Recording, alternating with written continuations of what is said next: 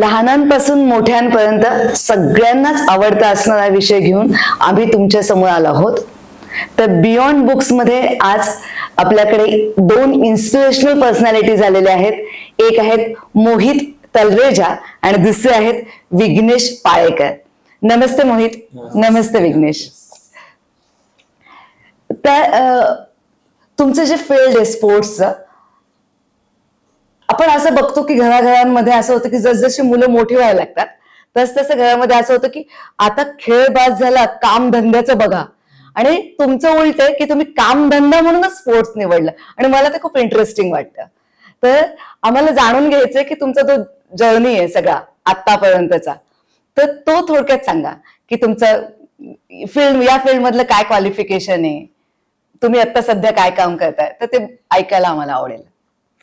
हो, नक्कीच. सो सध्या मी आता ॲज अन SNC कोच काम करतोय. ओके. आणि माझं मोस्टली काम ॲथलीट्स बरोबर किंवा मग जनरल पॉप्युलेशन म्हणजे जे रोजचे जे ऑफिस गोईंग असतात किंवा ज्यांना काही स्पेशल नीड्स आहेत, म्हणजे काही आजार आहेत किंवा डायबिटीज पेशंट असतील किंवा काही असेल हाय ब्लड प्रेशर रिलेटेड, त्यापासून जेवढेही ओव्हरऑल जे बोलतो आपण ऑफिस वर्कर्स किंवा स्पोर्ट्स स्पेसिफिक क्लायंट्स, ह्या सर्व कॅटेगरीजला आम्ही हँडल करतो. पण त्याच्यासाठी पहिल्यांदा म्हणजे स्कूल लेव्हल पासूनच तुझं ठरलेलं होतं स्पोर्ट्स फील्ड मध्ये जायचं, आणि कुठल्या कॉलेजमधून त्याच्यासाठी तू खास शिक्षण घेतलं? ओके, तर स्कूल लेवल पासून असं नव्हतं, तेव्हा आम्हाला आयडियाही नव्हती. अच्छा. सो आता सध्या असं कसं झालं की मी ऍक्च्युली फिटनेसमध्ये होतो, फिटनेस इंडस्ट्रीमध्ये. ओके. मग तिकडून सर्टिफिकेशन करून मग नंतर आम्हाला कळलं की नाही, याच्यात डिग्रीही असते, याच्यात मास्टर्स प्रोग्रामही असतो. मग आम्ही शेवटी masters programme in sports science केला, इथे आता पुण्यातनंच केला, ISST मधनं.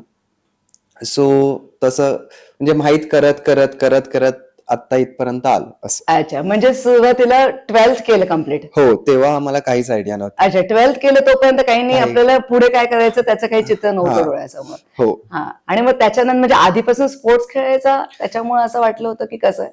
हो, स्पोर्ट्स खेळायचो, बट मला स्पोर्ट्सपेक्षा नंतर जेव्हा मी पहिल्यांदा फिटनेस किंवा ह्या सर्वांमध्ये गोष्टींमध्ये आलो आणि जेव्हा मला ह्या टॉपिक बद्दल रिलेट व्हायला लागलं, तेव्हा मला माणसांमध्ये जास्ती रस आला की माणसांच्या शरीरामध्ये कसं काम करतं. ओके. त्यामुळे माझं स्पोर्ट्सपेक्षा ते कसं वर्क करेल किंवा कसं ती बॉडी अडॅप्ट करते किंवा आपण कसं प्रोग्रेस करू शकू, त्याच्यावरती जास्त इंटरेस्ट. अच्छा, मग सगळ्यात पहिल्यांदा घेतलेला कोर्स कुठला या फील्ड मधला कोर्स? ह्या फील्ड मी असं बघायला गेलं तर फिटनेस पासून स्टार्ट केलं तर नॉर्मल CPT बोलतो आम्ही, certified personal trainer, Mumbai university मधनं केलेला, डॉक्टर धनंजय मोरे कडून. मग तिथून ती सुरुवात. किती महिन्यांचा कोर्स होता तो? 3 ते 4 महिन्यांचा होता. त्याच्यानंतर मग पार्ट टाइम जॉब करायचो कॉलेज सोबत, तेव्हा स्पोर्ट्स मॅनेजमेंट करायचो साइड बाय साइड. अच्छा, म्हणजे ग्रॅज्युएशन करता? ग्रॅज्युएशन करताना पार्ट टाइम दुसरीकडे काम करायचं. अच्छा, मग त्याच्यानंतर पुन्हा सर्टिफिकेशन? त्याच्यानंतर इंटरनॅशनल सर्टिफिकेशन असतात, ACE करून, अमेरिकन काउन्सिल ऑन एक्सरसाइज, मग ACSM sports medicine, American council on sports medicine, मग NSCA national strength and conditioning association, आता तर खूप सारे आहेत, एक्झोज वगैरे. सो असे आहेत. आणि ते सर्टिफिकेशन, अपार्ट फ्रॉम सर्टिफिकेशन, जर तुम्हाला करायचं झालं तर तुम्ही बॅचलर्स प्रॉपर करू शकता. जसं की बॅचलर्स इन स्पोर्ट्स सायन्स झालं, बॅचलर्स इन BPEd MPEd पण आहे, पण ते थोडं PT टीचर आणि हा सर्व. जर तुम्हाला प्रॉपर सायंटिफिकली जायचं तर मग exercise physiology, biomechanics related stuff आहे, खूप गोष्टी आहेत अजून. ओके. आणि मोहितचं पण सेम सर्टिफिकेशन आहे की? सर्टिफिकेशन सेम है, सेम कॉलेज से किया था masters programme in sports sciences. एक इंस्टीट्यूट है पुणे में, ISST, institute of sports science and technology. अच्छा. बट कॉलेज में भी मैं यूजुअली स्पोर्ट्स मैनेजमेंट साइड पे ज्यादा था. I was the event side of the college. तो इनक्लाइन साइंस होतं पण मॅनेजमेंट मध्ये जास्त होतं. स्किल बेस्ड मैनेजमेंट था, बट नॉलेज बेस्ड में साइंस कर रहा था बिकॉज कोचिंग में ही था मैं. जब 16 साल का था तब से ही स्विमिंग कोचिंग कर रहा था. देन व्हेन आई वाज 20 मैंने तब से ही फुटबॉल कोचिंग भी स्टार्ट किया. साथ ही में मैं एक रॉ पैक करके कंपनी था जहाँ पे हम लोग प्री स्कूल में स्पोर्ट्स सिखाते थे. अच्छा. एंड वो सेम कॉन्सेप्ट के साथ आज मैं मेरा कंपनी बना रहा हूँ. It's called pro sports academy, जो प्री स्कूल में बच्चों को स्पोर्ट्स सिखाते हैं. और उसी के साथ मेरा फुटबॉल अकेडमी भी चल रहा है और स्विमिंग अकेडमी भी चल रहा है. But the course was same, but मैं मैनेजमेंट फील्ड और बिजनेस फील्ड में ज्यादा आया. बट ये स्पोर्ट्स साइंस का जो नॉलेज था वो मेरे लिए इंपॉर्टेंट है, बिकॉज जो कोचेज मेरे अंडर काम करेंगे और वो सब मुझे डेवलपमेंट के लिए बेटर लगेगा. राईट. हम्म. म्हणजे हे फील्ड जे निवडलं ते पहिल्यापासूनच असं तुझं जर तू लाईफ म्हणजे तू वयाच्या 16व्या वर्षापासून याच्यामध्ये तू सांगतोयस, early. याचा अर्थ अर्ली एज पासून म्हणजे तुला तू डिसाईड केलेलं होतं ऑलरेडी की मला जायचं तर स्पोर्ट्स मध्येच जायचं. तो बचपन में स्कूल और फर्स्ट जूनियर कॉलेज वगैरह में नहीं, बट बचपन से ही सोसाइटी में भी क्रिकेट खेलता था, फुटबॉल खेलता था, तो सोसाइटी वाले बोलते थे क्या करेगा करियर में. अच्छा. सो ऐसा टाइम था कि 10th में जब ये एग्जाम के रिजल्ट्स आए तो और एक लड़की थी सोसाइटी में, हाँ. उसको 93% मिले हाँ. और मुझे 75 मिले. तो लोग मेरे लिए ज्यादा खुश और सरप्राइज थे कि अरे इसको 75 कैसे मिले और उसके लिए नहीं थे. तो ऐसे स्टार्ट में एक्सपेक्टेड था अरे स्पोर्ट्स में क्या करियर बनाएगा, बट यूजुअली तेच वाटतं. यूजुअली वही लगता है. बट इतना वाइड स्कोप है ये इंडस्ट्री में, अगर आपके पास नॉलेज है, पैशन है, तो डेफिनेटली ये बेस्ट करियर है currently right now. Fully determined होता तू याच्यासाठी. डिटरमाइंड था कि हाँ स्पोर्ट्स में ही करना है. बाद में मे बी जूनियर कॉलेज और इसमें जब भी थोड़ा मेच्योरिटी आया और पता चला कि स्पोर्ट्स में स्कोप है और कोचिंग में ऑलरेडी था, तो मैं बोला एनहांस करता हूँ मेरे स्किल्स को. ओके. तो बेटर गिरा. फिर बाद में पता चला ओके मेरे पास मैनेजमेंट स्किल ज्यादा है, तो मैनेजमेंट ही ज्यादा प्रिफर करूंगा मैं फिर. अच्छा. हा. म्हणजे खूप लवकर डिसाईड केल्यामुळे आणि तू तुझ्या डिसिजन वरती फर्म होता फर्म. आणि घरातून पण सपोर्ट असणार घर 100%. से डेफिनेटली बहुत सपोर्ट था. वो स्टार्ट में ही फ्रीडम था कि तुम्हें जो करना है करो, कोई प्रॉब्लम नहीं, हम लोग Good. तुम्हारे साथ है, हाँ. कि कोई टेंशन नहीं है, अगर फेल होते हो कोई प्रॉब्लम नहीं, हाँ. बट बेस्ट दो अपना, that is more important in life. Of course और थोड़ा बैक हैंड भी सपोर्ट था कि एल्डर ब्रदर है, एल्डर सिस्टर है, हाँ. तो नो डाउट वो रिस्क लेना मेरे लिए थोड़ा इजी था Easy कंपेयर था. To other kids. But still काफी रिस्की इंडस्ट्री भी है, बिकॉज इसमें अगर आप मेहनत नहीं करोगे और आपका स्किल सेट नहीं लाओगे, हाँ. तो इसमें काफी लो लेवल पे ही काम करते रहोगे. इसमें आपका स्किल सेट बहुत जरूरी है. हा. म्हणजे एक ठराविक असा पाथ असतो Right. बाकी याच्यासाठी, तसा तो पाथ नाहीये. तुम्हाला तुमचे स्किल्स ओळखून आपण Right. कुठे फिट बसतोय, राईट. काय करू शकतो आपण, Right. ह्याच्यामध्ये वेगळं काय आणू हाँ, शकतो, हाँ, तर त्या थोड्याशा ज्या रिकाम्या जागा आहेत त्या आपल्याला हाँ. शोधायला पाहिजेत. तो अभी स्पोर्ट्स में करंटली 2 मेजर क्राइटेरिया चलते हैं. वन इज अच्छा. स्पोर्ट्स साइंस, जो Okay. अभी भी बहुत ही छोटे लेवल पे है. हाँ. बहुत नीश ऑडियंस को पता है कि स्पोर्ट्स साइंस करके कुछ चीज है. वो मैं विघ्नेश को देता हूँ स्पोर्ट्स साइंस का समझाने अच्छा. को. हा. मैं मैनेजमेंट ओके स्पोर्ट्स मैनेजमेंट का बताता हूँ मैं. Okay. स्पोर्ट्स मैनेजमेंट एक फील्ड है, यहाँ पे काफी लोग हैं. अच्छा. अभी ये it is similar to kind of event management. एक सेक्टर हो गया स्पोर्ट्स मैनेजमेंट के अंदर इवेंट मैनेजमेंट, जहाँ पे जो बड़े स्पोर्ट्स होते हैं, फॉर एग्जांपल आईपीएल हो गया, हाँ. या फिर आईएसएल हो गया, कबड्डी लीग हो गई, ये सब में जो लोग काम करते हैं वो लोग स्पोर्ट्स मैनेजमेंट के थ्रू आते हैं. हायर लेवल हो या फिर लोअर लेवल के इंटर्न्स वगैरह हो, most of them sub sports management करके आते हैं. कोई एमबीए ग्रेजुएट भी रहते हैं जो अच्छे लेवल पे कर रहे हैं, बट मेजरली इसमें इवेंट मैनेजमेंट का काम है. और फैक्टर्स इसमें आते हैं, फॉर एग्जांपल एथलीट मैनेजमेंट आ गया. एथलीट मैनेजमेंट में विराट कोहली का एक मैनेजर रहेगा, बिकॉज अगर विराट कोहली का मैनेजर नहीं है तो वो फाइनेंसेस कैसे संभालेगा, वो उसका प्रेजेंस कैसे संभालेगा सोशल मीडिया पे. हाँ. अगर वो गेम पे ध्यान दे रहे हैं तो उसके पीछे कोई तो रहना कोई चाहिए तो जो ये रहना सब हैंडल करे. बिकॉज जब एक एथलीट बड़ा होता है वो खुद एक ब्रांड बन जाता है. राइट. अगर एक ब्रांड को कोई मैनेजर ही नहीं है, वो ब्रांड कभी ग्रो ही नहीं होगा. तो इसलिए एक एथलीट मैनेजर इंपॉर्टेंट रहता है, और ये स्पोर्ट्स मैनेजमेंट के अंडर आता है. अच्छा. और मल्टीपल सेक्टर्स है इसके अंदर. फॉर एग्जांपल स्पोर्ट्स टूरिज्म आ गया, स्पोर्ट्स एनालिस्ट आ गया. Sports tourism. Sports tourism is a mixture of sports and tourism, जिसमें लोग यहाँ से जाते हैं मैचेस देखने. फॉर एग्जांपल अभी ओलंपिक्स हुआ था, ओके.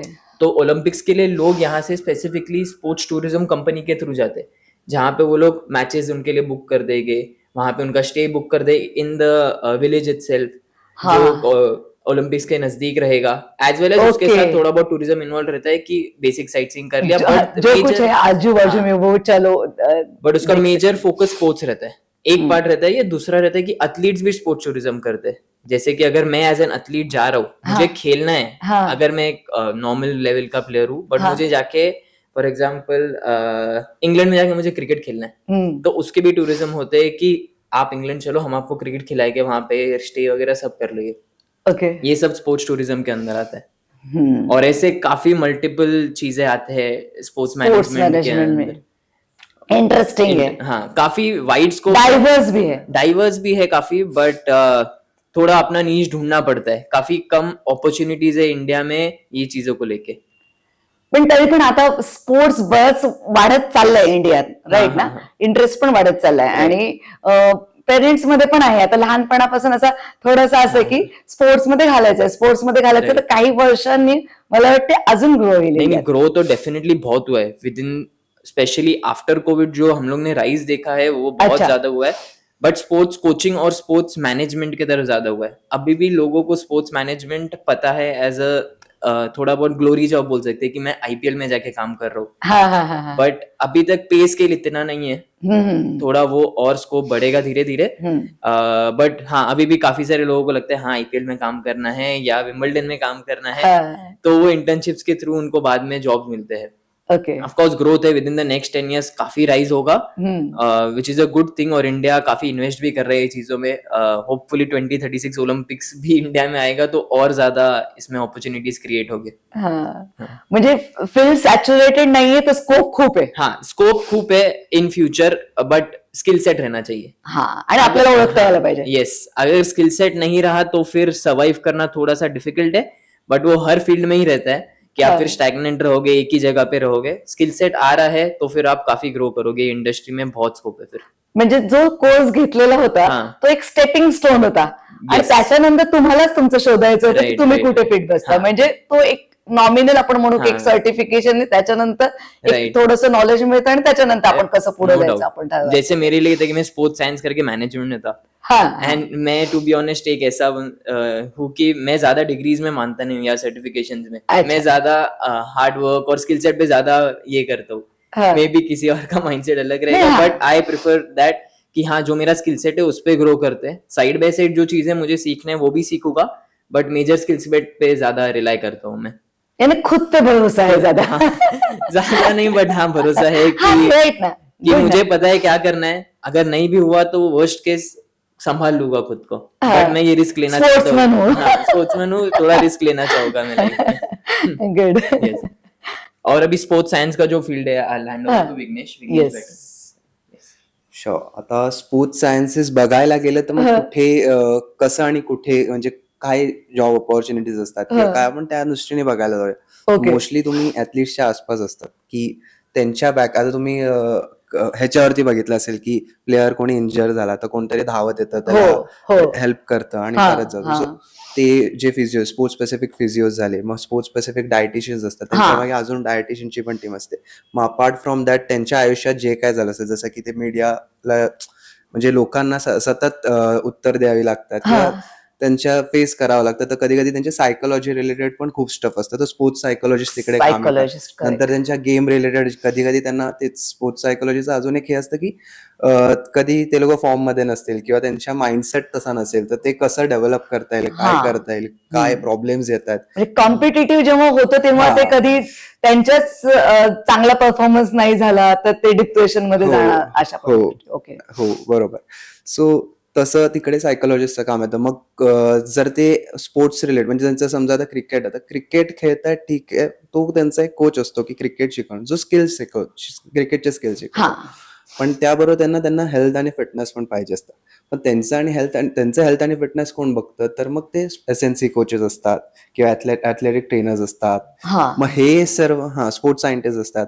तर हे सर्व त्यांचं हेल्थ आणि फिटनेस बघतं. मग त्यांचं अजून काय काम असतं, तर त्यांचे असेसमेंट्स घ्यायचे असतात. म्हणजे त्यांनी त्यांचा आताचा डेटा घेतात की कसा परफॉर्म करतात.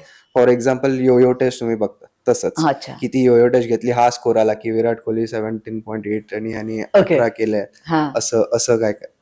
सो हे दिस इज जस्ट वन एक्झाम्पल. तसे खूप टेस्ट असतात. सो ते नंतर कसं होतं, मग त्यांचा परफॉर्मन्स अनालाइज करतं. पण त्यातल्या त्यात सर्वात इम्पॉर्टंट काम असतं की ह्यांना इंजरी नाही होऊ द्यायची. सो हे सर्व करून त्यांचं परफॉर्मन्स कसं आपण वाढवू शकतो, ह्या गोष्टी आम्ही बघतो की असं करू शकतात की स्पोर्ट्स सायन्सेस मध्ये ह्या गोष्टी सर्व येतात. दुसरं अनालिसिस असतात. अनालिसिस मध्ये अजून काय असतं की तुम्ही त्यांचा गेम जे गेम्स रेकॉर्ड होतात त्याच्यावरती आपण त्यांचा परफॉर्मन्स कसा केलाय, काय केलाय, किती शॉट्स घेतले, तेही अनालिसिस होतात. तेही तुम्हाला जे ऑन रेकॉर्ड स्क्रीनवरती दिसतात, स्कोरिंग वगैरे पासून त्याचा प्लेअर रेकॉर्ड पासून सर्व, हेही ते स्पोर्ट्स सायन्स रिलेटेड आहेत. सो या खूप गोष्टी आहेत. मग त्यात बायोमेकॅनिक्स, इव्हन बायोमेकॅनिक्स म्हणजे तो प्लेअरचं एक एक मुवमेंट आपण चेक करतो की काय प्रॉब्लेम आहे, कसं आहे, आपण कसं याला अजून बायोमेकॅनिकली करेक्ट करू शकतो हो, की याचा ओके. परफॉर्मन्स अजून इन्क्रीज होईल. आणि प्रत्येक स्पोर्ट्ससाठीच ते वेगळं वेगळं असतं. प्रत्येक स्पोर्ट्ससाठी वेगळं वेगळं असेल. आता जर क्रिकेट असेल तर क्रिकेटसाठी जर एखादा म्हणजे कुठला कोच चांगला असेल, जर त्यांनी क्रिकेट खेळलंय त्यांनी त्यातच एसएनसी वगैरे केले किंवा स्पोर्ट्स सायन्स रिलेटेड हा. किंवा एक्सरसाइज फिजिओलॉजी काही त्या रिलेटेड केलं असेल, तर मग तो त्या स्पोर्ट्स स्पेसिफिक तो जास्ती त्याला बोलतो ना आपण चांगला ऍडवाइस देऊ शकतो किंवा जास्त treat चांगला करू. ट्रीट करू शकतो, हँडल करू शकतो. तसं फुटबॉलसाठी वेगळा होईल, लॉन टेनिससाठी. मी असं नाही बोलत आहे की जर आता समजा माझं स्पेसिफिक असं स्पोर्ट म्हणजे नव्हतं, तू ओके सो मी प्रत्येक स्पोर्ट्स खेळू पण नाही नाही शकत शकत. ऍट द सेम शक्यच नाही टाइम. कोणालाच. बट ऍट द फ्रीलान्स किंवा माझं जे स्वतःच चालू आहे त्या हिशोबात जर माझ्याकडे कोणी क्लायंट आला तर मला त्याच्या बाबतीत स्टडी करावं लागतं.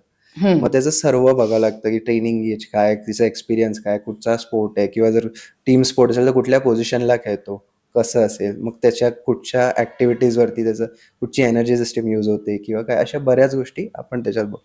अच्छा, मग तू स्टार्टिंग एकदम तुझं स्टार्ट जे झालं काम म्हणजे तू पासआउट झाला आणि स्टार्ट झालं त्यावेळेस तू स्टार्ट कसं केलं तुझं करिअर? स्टार्ट थँकफुली मला डायरेक्ट इंटर्नशिप्स होत्या आम्हाला, अच्छा तर मी सरांकडेच खूप वेळ काम करायला लागलो स्पेसिफिक टू ऍथलीट्स. त्याआधी मी नॉर्मल क्लायंट्स हँडल करायचो, तेव्हा ऍथलीट्स यायचे पण, बट ते तेवढं क्लिअरिटी नव्हती की कसं करता येईल, काय करता येईल. कारण की जसं जसं तुम्ही एक एक लेवल करत जाता, शिकत जाता, तेव्हाच तुम्हाला लक्षात येतं की नाही, अरे हा ह्या पद्धतीने हँडल करायचं किंवा ह्या गोष्टी येतात, ह्याला आपण असं पिरियडाइज करू शकतो, ह्याच्यात प्रोग्राम करू शकतो. म्हणजे अनुभवातूनच शिकणार ह्याच्यामध्ये. अनुभव आणि अनुभव आणि अभ्यास अभ्यास ह्या फील्डमध्ये पाहिजे. स्पोर्ट्स सायन्स, टीम वर्क पण मला वाटतंय. Team work, definitely team work. आणखी एका ऍथलीट मागे जसं बोललं की पूर्ण टीम असते, मग ती मॅनेजमेंटची टीम असो किंवा सायन्सेसची टीम असो, तर मग त्याला सर्व सपोर्ट लागतो. सायन्स कडनं अगेन सायकोलॉजी लागते, डाएट लागतो, त्याला डायटिशियन लागतो, मग त्याचं पूर्ण रुटीन चेक करायला कोण ना कोणतरी असतं. मग त्याच्यामागे अगेन त्याचं वर्कआउट घ्यायला, त्याचा वर्कआउट प्रोग्राम करायला, त्याचं पूर्ण प्लॅनिंग पासून अनलाइज करेपर्यंत, त्याला परफॉर्मन्स पर्यंत पोहोचेपर्यंत अख्खी एक टीम असते. ऍट द सेम टाइम तेवढंच कॉमर्स साईडला मॅनेजमेंटची टीम असते, कारण की त्यांच्यामुळे ते घडतं की तो इव्हेंट होतो. इव्हेंट होतं इंटररिलेटेड ऊपर नीचे हो गया तो इम्पैक्ट एथलीट पे दिखेगा, स्पेशली स्पोर्ट्स साइंस में, कि अगर जो मेन कोच है अगर उसको पता ही नहीं है कि उसका डाइटिशियन उसको क्या दे रहा है, या उसका एसएनसी कोच क्या स्ट्रेंथ उसको करा रहा है या कंडीशनिंग करा रहा है, तो जो मेन हेड कोच है उसका स्किल सेट का वो कभी उतना फोकस नहीं दे पाएगा. अच्छा, सिमिलरली मैनेजमेंट साइड पे भी हो गया कि जो मेन मैनेजर है उसको पता नहीं सोशल मीडिया मैनेजर क्या कर रहा है या फाइनेंस मैनेजर कैसे फाइनेंसेस मैनेज कर रहा है, तो प्रॉब्लम हो जाता है. तो as you said team work इसमें बहुत जरूरी है, नहीं तो इम्पैक्ट करता है एथलीट पे एज अ ब्रांड, उसका performance on field and off field दोनों पे इम्पैक्ट करेगा बहुत बड़ा. म्हणजे सगळ्यांचं कोऑर्डिनेशन व्हायला पाहिजे त्याच्यामध्ये. येस. ओके. आणि म्हणजे एकंदरीत तुमच्या बोलण्यातून मला असं एक गोष्ट जाणवते की खूप असं बेस्ट आपण ह्या फील्डमध्ये यायचंय, आपण खूप बेस्ट ऍथलीट असावं किंवा खूप मेडल्स वगैरे जिंकलेले असावेत असं काही नाहीये ना? नाही, असं नाही. If and unless you are an athlete, but that is an added advantage. जर तुम्ही खेळला असाल ना, तर तुम्हाला जसं की मोहित आणि आपलं बोलणं झालं तेव्हा ते म्हणाले की तुमचं म्हणजे ऍडेड पॉइंट्स त्या गोष्टी असतात, ते पाहिजे तुम्ही मोहितकडनं. तो अभी as a sports coach no doubt कि एथलीट थोड़ा होना जरूरी है, बेसिक नॉलेज आना जरूरी है, बट एज मैं हमेशा कहता हूँ सबको कि not always a good player can be a good coach. तो वो बहुत जरूरी है, बिकॉज बहुत सारे प्राइम एग्जाम्पल्स है अब भी करंटली फुटबॉल में ऐसे कोचेस है जो कभी फुटबॉल खेले नहीं है. कभी फुटबॉल खेले नहीं है ज्यादा बड़े लेवल पे, ऑफकोर्स ग्रासरूट लेवल पे खेले, बट वो लोग बड़े क्लब्स को मैनेज कर रहे हैं and they are proving them कि अच्छा हम लोग अच्छे मैनेजर्स है. और बहुत बार ऐसे प्लेयर्स जो बहुत अच्छा खेलते थे वो कभी परफॉर्म नहीं कर पाए as a coach. So the coach mentality is always different. I feel as a coach सबसे ज्यादा जरूरी रहता है अडेप्ट करना हर प्लेयर के साथ, वर्सेटाइल रहना जरूरी है कि अच्छा ये प्लेयर ऐसा है, मुझे इसके साथ कैसे ट्रेन करना है, उसका मेंटालिटी कैसे वर्क कर रहा है, वो अलग अलग रहना चाहिए हर प्लेयर के साथ. म्हणजे जसं आपण म्हणतो खूप चांगला प्लेअर असेल तर तो खूप चांगला कॅप्टन बनेलच असं नाही, तसा खूप चांगला ऍथलेट आहे तर तो खूप चांगला कोच बनेल. त्याचे काही एग्जैक्टली उसके स्किल्स में भी बहुत अच्छे रहे, उसका टैक्टिकल प्रेजेंस बहुत अच्छा रहे, बट वो टैक्टिकल प्रेजेंस कब काम आएगा जब प्लेयर्स एक्चुअली रिस्पेक्ट करते हैं कोच को. या प्लेयर्स एक्चुअली मानते हैं कोच को कि ओके कि हम लोग इसके वी लुक अप टू हिम, हाँ, वैसे रहा तो बेटर रहता है. बट हाँ. अगर कोच कोई लुकअप नहीं करते, कोच के साथ ही झगड़े चल रहे, कोच में बहुत ईगो है, प्लेयर्स को समझ नहीं रहा है, तो कभी टैक्टिकल चीजें काम ही नहीं आएगी, टेक्निकल चीजें. तो हाँ. फर्स्ट इज दैट कोच को कंफर्ट करना है प्लेयर्स को कि तुम लोग मेरे पे भरोसा करो, मैं अपने आप ये करा दूंगा, तुम लोग जस्ट ट्रस्ट द प्रोसेस की जो मैं करा रहा हूँ. तर ती कन्व्हिन्स करण्याची किंवा त्याच्याबद्दल ट्रस्ट Yes. तयार करायचं ते स्किल त्याच्याकडे होना पाहिजे. चाहिए वो skill. Of course tactical second step में टैक्टिकल प्रेजेंस बहुत इंपॉर्टेंट आता है कि अगर टीम परफॉर्म ही नहीं कर रहा है, ग्रो नहीं कर रहा है, तो फिर टैक्टिकली वीक है कोच. बहुत सारे मल्टीपल फैक्टर्स आते हैं इसमें एज अ कोच. तो एज ए वर्सेटैलिटी, अडेप्ट करना सिचुएशन को, ये बहुत काम आएगा एज ए कोच ग्रो करने के लिए. आणि फक्त कोचच नाही पण बाकी सगळ्या ज्या गोष्टी आहेत तर हा. त्याच्यासाठी पण तुम्हाला असं नो डाउट. पण खेळ आवडायला पाहिजे. हा. कमीत कमी आपण ज्याच्यामध्ये आहे ते आवडणं राइट गरजेचं राइट. एंड ये फील्ड में स्पोर्ट्स मैनेजमेंट, स्पोर्ट्स साइंसेज में एथलीट रहना जरूरी नहीं है. अगर आप एथलीट नहीं हो बट पैशन है इंडस्ट्री के लिए, तो आप अच्छा करोगे. बट वो पैशन के साथ हार्डवर्क भी रहना चाहिए कि हार्डवर्क करते रहो, कोई भी फील्ड हो. बट इसमें एज अ एथलीट जरूरी नहीं है. आप स्पोर्ट्स साइंस ले सकते हो, अगर एथलीट नहीं हो कोई प्रॉब्लम नहीं. आप मैनेजमेंट भी ले सकते हो, एथलीट नहीं हो तो कोई प्रॉब्लम नहीं. कोई इंस्टीट्यूट्स है जो ज्यादा क्राइटेरिया रहता है उनका कि स्टेट लेवल प्लेयर हो या नेशनल लेवल प्लेयर हो, उसके हिसाब से उनको एडमिशन मिलता है. बट बहुत कम इंस्टीट्यूट्स इन इंडिया. हा हा हा हा हा. आणि अजून एक विचारायचं तुम्हाला की कधीपासून खेळलं पाहिजे आणि का खेळलं पाहिजे? ओके. जितना जल्दी हो सके उतना बेटर. सो जब भी एक्चुअली बच्चे जब से पैदा होते हैं उनको हमेशा खेलना ही रहता है. उनके लिए hand movement, leg movement, neck movement, ये सब उनके लिए तभी गेम ही है कि वो यहाँ वहां देखते रहेंगे. उनके लिए सब कुछ गेम है तभी. सो जब भी 1 to 4, 5 year old रहते हैं तब तक उनको जितना हो सके फन गेम में इन्वॉल्व करना है. नॉर्मल गेम्स कुछ भी दे दो उनको. अगर कोई कार के साथ खेलना है, छोटे कार या छोटा बॉल दे दो, बस उनको खेलने दो. इससे उनके मोटर स्किल्स बेटर होते हैं. ओके. हाँ, कोणते कोणते स्किल्स डेव्हलप होते? मोटर स्किल्स बेटर होगा. उसके बाद जब भी थोड़े और बड़े हो जाते हैं ना, अभी जैसे हम प्री स्कूल में स्पोर्ट्स सिखाते हैं तो हम लोग उस हिसाब से करते हैं, ट्रेनिंग देते हैं कि उनके मोटर स्किल्स बेटर हो, एजिलिटी बेटर हो, उनका थोड़ा फ्यूचर के लिए स्टैमिना बेटर हो, और उनका neurological connection in future better हो जाता है. जब वो 8-9 साल के होते हैं ना, तभी उनका कनेक्शन ये चीज से बेटर होता है. तो जब भी बच्चा कोई स्पोर्ट्स खेलता है फ्रॉम एज 4 to 8, वो आगे जाके उसका फाउंडेशन और बेस क्रिएटेड रहता है. जैसे प्री स्कूल में एजुकेशन देते हैं, ABCD सिखाते हैं, वैसे ये भी स्पोर्ट्स का ABCD भी है जो उस उम्र में सीखना चाहिए इन अ फन वे. ऐसा नहीं कि उसको टेक्निकल ज्यादा करना है, बट उसको मजा आना चाहिए. अगर स्पोर्ट्स के साथ प्यार नहीं है तो कभी वो चीज कर ही नहीं पाएगा अच्छे से. तो मेन एम ये रहता है कि उसको पहले स्पोर्ट्स के साथ प्यार कराए कि हाँ भाई ये पसंद है तुझे, तू ये आगे अच्छा करेगा.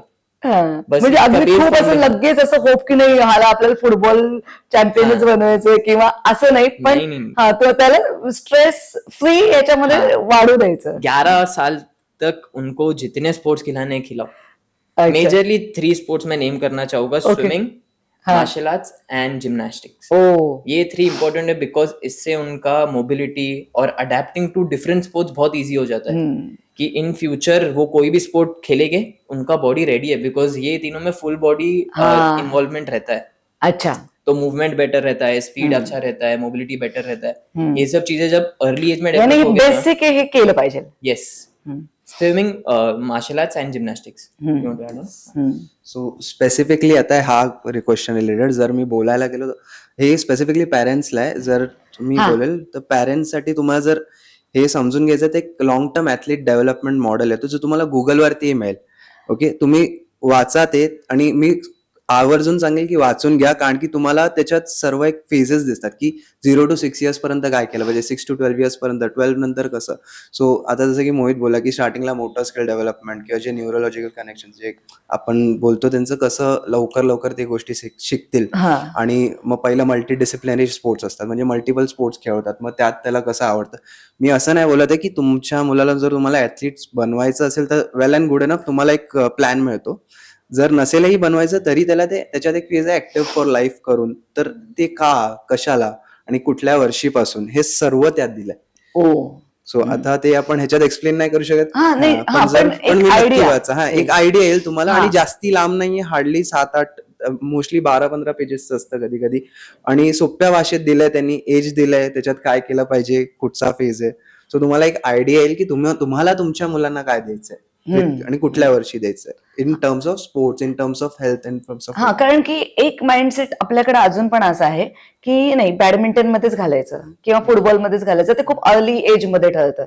तर आय थिंक थोडं थांबून त्याला काय जमतंय, काय आवड आहे ते बघून तसं डेव्हलप हो, व्हायला पाहिजे. नक्की नक्की. जर आणि खूपदा असं आहे की त्याच्यात तुम्हाला एक फेज मिळेल ज्याच्यात तुम्ही एका वेळेला 2-3 स्पोर्ट्सही त्याला शिकवू शकतात. म्हणजे हा. त्याला वाटतंय की आज सकाळी गेला फुटबॉलला, थोडं प्रॅक्टिस केली, त्याच्याकडे वेळ आहे, आठवड्यातनं 2-3 दिवस बॅडमिंटनचा क्लास असेल, मग त्या मुलाला तेवढा वेळ मिळतो 3-4 वर्षात पुढच्या येणाऱ्या की तो तेव्हा डिसाईड करू शकतो. आणि जेवढ्या लवकर, म्हणजे कसं आहे, अंडर 14 अंडर 16 खेळायच्या आधी, म्हणजे अंडर 12 असेल तर तोपर्यंत जरी त्याला लक्षात आलं की नाही मला हा स्पोर्ट खेळायचा आहे, की मी बॅडमिंटन मध्ये चांगला आहे, फुटबॉलमध्ये नाही, किंवा फुटबॉलमध्ये चांगला आहे, हा. स्विमिंग मध्ये नाही, असं आणि त्याला काही त्याची आवड समजून जाते हो. की मला कशात छान वाटतंय, मजा येते आणि मला काय जमतंय ते त्याचं त्याला हो. कळतं. आणि त्यांना खेळू द्या, जोपर्यंत खेळतात खेळू द्या.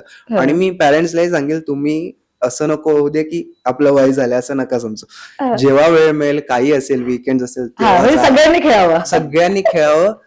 जर तुम्हाला असं मजेसाठी नाही पण स्वतःच्या हेल्थसाठी तरी खेळावं. कारण की काही लोकांना जिमला जायला नाही आवडत, काही लोकांना काही, म्हणजे आता तर खूप काय काय, zumba, gym, calisthenics, pilates, animal flow, etcetera etcetera, खूप गोष्टी आहेत. पण तुम्हाला त्यातनंही काही, म्हणजे योगा तर आहेच, मग त्यात ब्रीदिंग एक्सरसाइज, हात योगा आहे, काही आहे.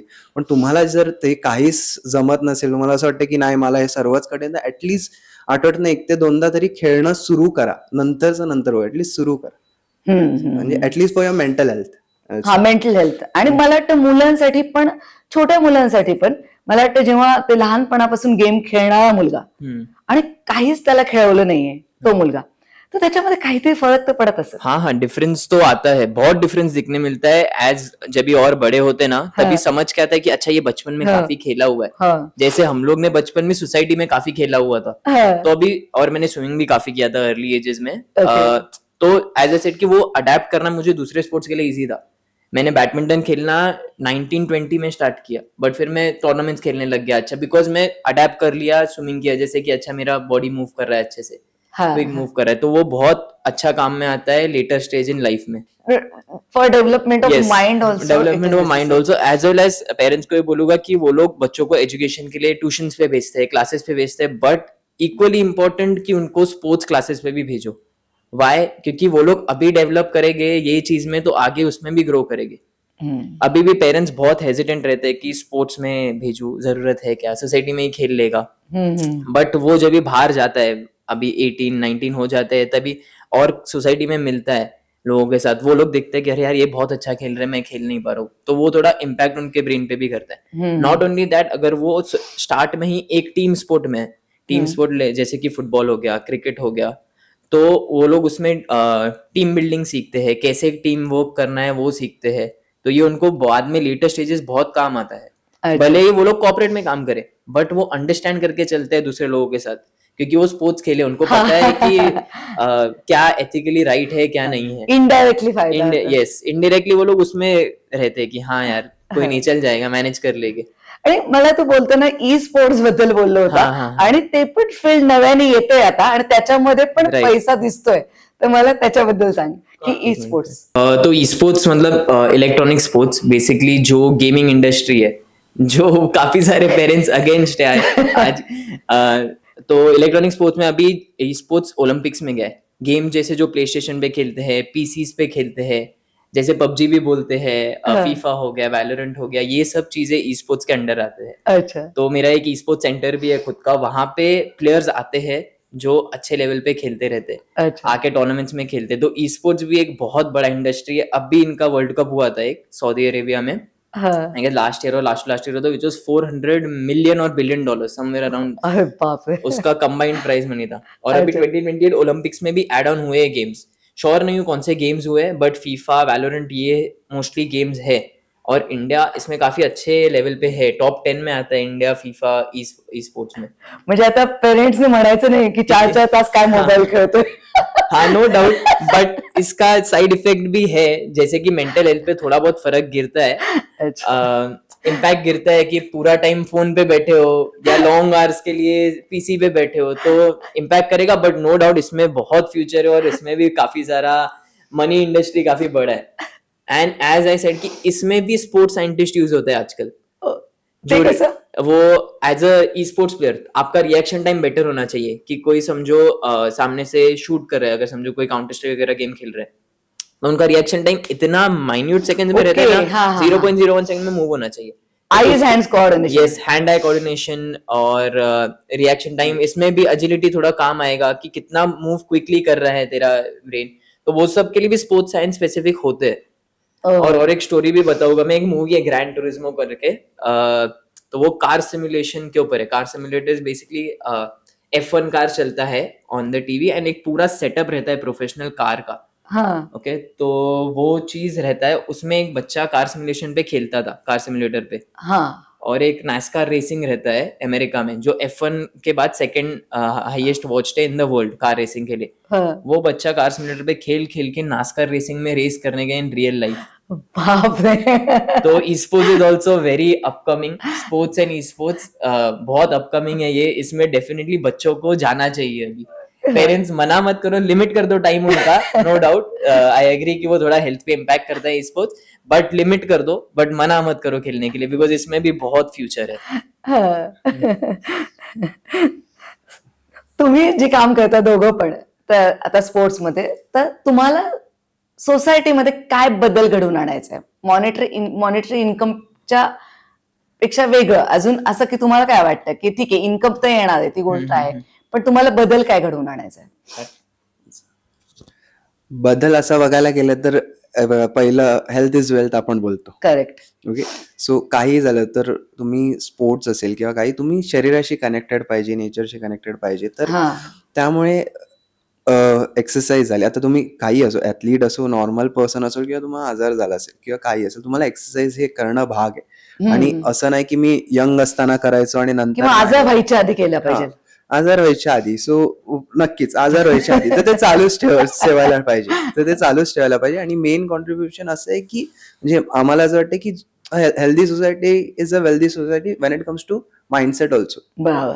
कारण की तुम्ही ऍक्टिव्ह असतात, तुम्ही ऍक्टिव्ह असले की तुमचं आउटपुट चांगलं असतं, प्रोडक्टिव्हिटी चांगली असते, तुमचे कनेक्शन चांगलं असतं, तुमचं नेटवर्किंग चांगलं होतं, तुम्ही 4 चांगल्या लोकांमध्ये पण असतात.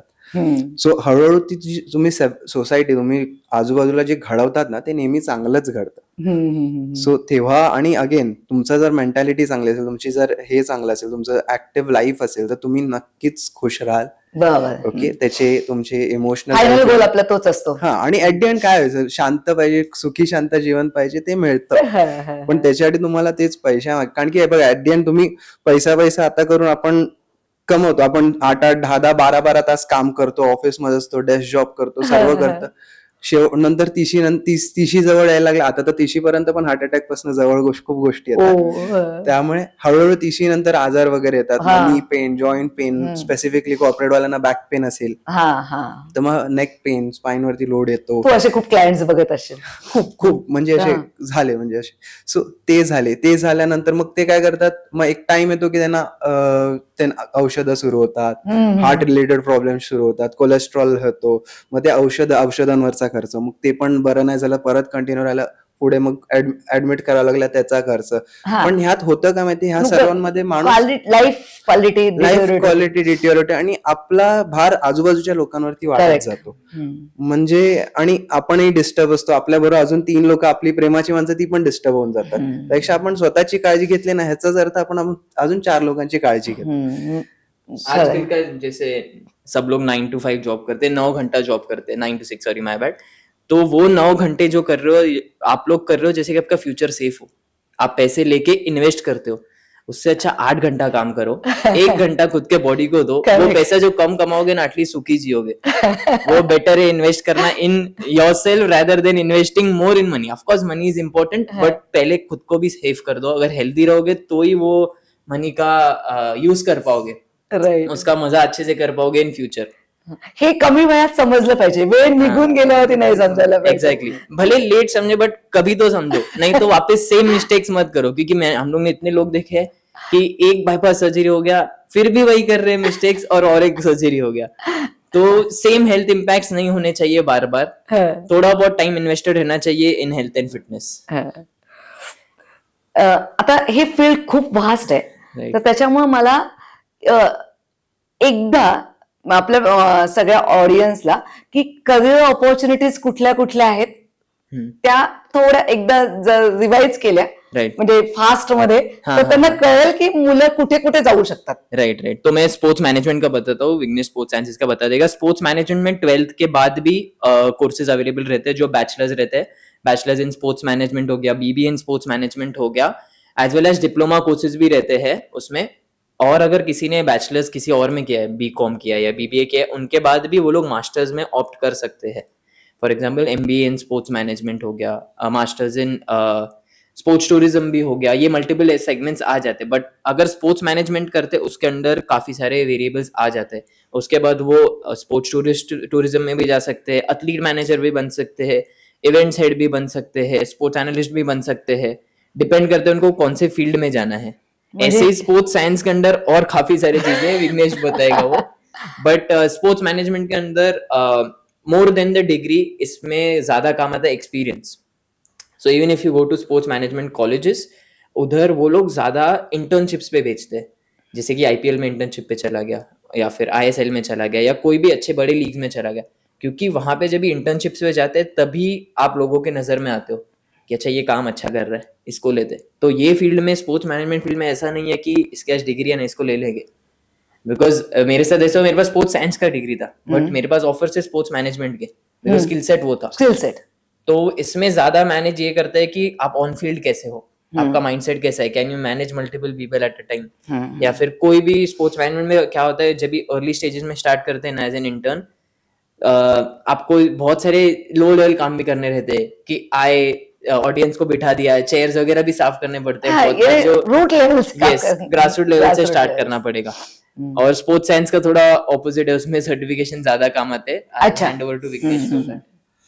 स्पोर्ट्स सायन्सेस मध्ये जर करिअर पाथ बघायला गेलं तर मी तरी सजेस्ट करेल सायन्स घेऊनच करा. मी हा. असं नाही बोलत, भारतात आता सध्या कॉमर्स थ्रू पण करू शकतात. काही हा. काही जे इन्स्टिट्यूट जसं की आमचं इन्स्टिट्यूट झालं जे कॉमर्स थ्रूही घेत आहेत, कारण की तेवढे स्टुडंट्स येत नाहीत. म्हणून ओके, मोस्टली सायन्स थ्रू गेलात तर बेटर आहे. मग तुम्हाला BSc, bachelors in sports science, bachelors in exercise physiology, bachelors in जे काही तुम्हाला सायकोलॉजी, बॅचलर्स इन फिजिओलॉजी जे काही असेल त्या रिलेटेड तुम्ही बॅचलर्सही करू शकता. त्याच्याच पुढे तुम्ही त्याच्यानंतर मास्टर्स करू शकता, विच इज आता पहिले 3 वर्ष बॅचलर्सचे आहेत, नंतर 2 वर्ष मास्टर्सचे आहेत. त्याच्यानंतर पण मास्टर्स जर चांगल्या ठिकाणी केलं तर तुम्हाला लास्ट इयरला थिसिस किंवा रिव्ह्यू आर्टिकल, रिसर्च पेपर्स तुम्हाला सबमिट करा. त्याच्यानंतर तुमचं प्रॉपर रिसर्च पेपर सबमिट झालंय चांगल्या ह्याच्यात, तर तुम्हाला ॲज अ स्पोर्ट्स सायंटिस्ट पण कन्सिडर करतात पुढे. ओके, आणि त्याच्यानंतर तुम्हाला तिकडे चांगले जॉब ऑपॉर्च्युनिटीज असतात. भारतात अजूनही म्हणजे इकडचं सांगू शकतो की इथे सर्टिफिकेशन्सला अजूनही खूप व्हॅल्यू आहे. स्पेसिफिकली आता स्पोर्ट्स स्पेसिफिक सर्टिफिकेशन्स बघायला गेलं तर आस्का करून असतं. आस्का इज ऑस्ट्रेलियन एसएनसी, म्हणजे त्याच्यात पण लेवल 1, लेवल 2 असतं. तर लेवल 2 केलेला जास्ती आहे. मग एक्झॉस्ट लेवल 2 करूनही आलाय आता. NSCA म्हणजे नॅशनल स्ट्रेंथ अँड कंडिशनिंग असोसिएशनला आता सध्या खूप वाव आहे, आणि हे सर्टिफिकेशन इंटरनॅशनली व्हॅलिड आहेत. पण त्याच्याच बरोबर डिग्री असेल तर तुम्हाला अजून जास्ती व्हॅलिडेशन चांगला मिळतं. भारतात अजून खूप लोकांना माहित नाहीये, म्हणून असं आहे की म्हणजे मॅनेजमेंट करून, म्हणजे स्पोर्ट्स मॅनेजमेंट करूनही काय काय नंतर ह्याच्यात जम घेत आहेत. ओके, म्हणजे सायन्सेसची सर्टिफिकेशन करून. सो आणि व्हॅलिडेशन खूप आणि चांगले व्हॅलिड. एक मला वाटतं अजून एक आपल्या बोलण्यामध्ये आलं होतं की कंपन्या JSW आणि त्याच्याबद्दल आपण बोललो हो, होतो की नक्कीच. सो काही लोकांना कंपन्या पाहिजे असतात मोठ्या, तर त्याच्यामध्ये कसं वाव आहे ते मला पाहिजे होतं. हो, तुम्हाला जर जॉब ऑपॉर्च्युनिटीज बघायला गेलं तर अगेन ग्रासरूट ते इलाइट लेवल्स पर्यंत आहे. पण जर कंपनीज बघायला गेलं तर JSW, टाटा, रिलायन्स हेही ह्यांच्याही स्वतःची टाटा स्पोर्ट्स. सो ह्यांच्याही स्पोर्ट्स अकॅडमी म्हणजे अख्ख्याच्या अख्ख्या तुम्हाला सर्व म्हणजे multiple sports academy, multiple sports तुम्हाला दिसतील. त्यांच्या पूर्ण एक एरिना आहे. तिकडे तुम्हाला स्टे सकट, तुम्हाला एसएनसी वगैरे, तुम्ही एसएनसी कोच असाल किंवा डायटिशियन असाल, तुम्हाला तिकडे स्टे सकट मिळतं की कसं तुम्ही तिथे मॉनिटर करतात. तिकडे हे जमशेदपूर, टाटा जमशेदपूर आहे. टाटा जमशेदपूरला तुम्ही गेलात तर तिकडे तुम्हाला स्टे मिळतो. स्टे सकट तुम्हाला ऍथलीट्स वरती जे काय काम करायचं असेल तिकडे वेगवेगळ्या कोचेस बरोबर ते सर्व करावं लागतं. अगेन प्रोजेक्ट बेसिस पण असू शकतं, म्हणजे कॉन्ट्रॅक्ट बेसिस पण असू शकतं, 1 वर्ष 6 महिन्याचं, किंवा आता ऑफ सीझन असेल तर मग समजा त्यांना तेव्हा सुट्टीचा टाइम असतो, तेव्हा नाही संपतं सर्व. सो खूप स्कोप आहे. ॲट द सेम टाइम समजा तुम्हाला त्या लेवलला नाही किंवा ॲटलिस्ट तेवढी नेटवर्किंग नसेल किंवा काय असेल, तर तुम्ही ग्रासरूट लेवलला किंवा अकॅडमिक टॅब्स बरोबरही करू शकतात किंवा तुमच्याकडे डायरेक्ट पर्सनल ॲथलीट्स येतात, तुम्ही तसंही वर्कआउट करू शकतात त्यांच्याबरोबर. Okay. त्यांचा एक वेगळा ग्रुप बनवून you can start with them. हा, म्हणजे अपॉर्च्युनिटीज खूप आहेत. पॅशन असेल तर आपण त्याच्यामध्ये जायला मुलांना Yes. जाऊ द्यावं, फक्त वाईजली डिसिजन घ्यायला पाहिजे. हो. आणि हार्डवर्क खूप आहे. हार्डवर्क खूप. स्किल ओके, सेट तुम्हाला पेशन्स. चाहिए, स्किल सेट पर भरोसा है खुद के, तो यस डेफिनेटली बहुत स्कोप है. So तेच, where there is a will, there is a way, I'll say. Good. तर खूप छान वाटलं आज तुमच्या दोघांशी बोलून. खूप वेगळी इन्फॉर्मेशन मिळाली, जी म्हणजे खरं तर असं ऐकून पण वेगवेगळे व्हिडिओज बघून पण जी मिळत नाही ती तुमच्या दोघांशी बोलल्यावरती मिळाली. आणि मला वाटतं नक्कीच आपल्या पेरेंट्स, म्हणजे जे पेरेंट्स आणि स्टुडंट्स हे ऐकत असतील तर त्यांना सुद्धा याच्यातून खूप चांगली इन्फॉर्मेशन मिळाली असेल आणि त्यांना डिसिजन घेणं पुढे सोपं होईल आणि स्पोर्ट्सचं इम्पॉर्टन्स पण कळालेलं असेल. तर पुन्हा एकदा तुमचा खूप खूप मनापासून धन्यवाद. Thank you so much. थँक्यू. वेगवेगळ्या फील्डचं आजचं स्टेटस आणि त्या फील्डमधल्या उद्याच्या ऑपॉर्च्युनिटीज याविषयी बोलतायत काही महत्त्वाच्या पर्सनॅलिटीज बियॉन्ड बुक्समधून. विजन क्लासेस ऑनलाईन मॉड्यूल या चॅनलवर पाहत रहा बियॉन्ड बुक्स.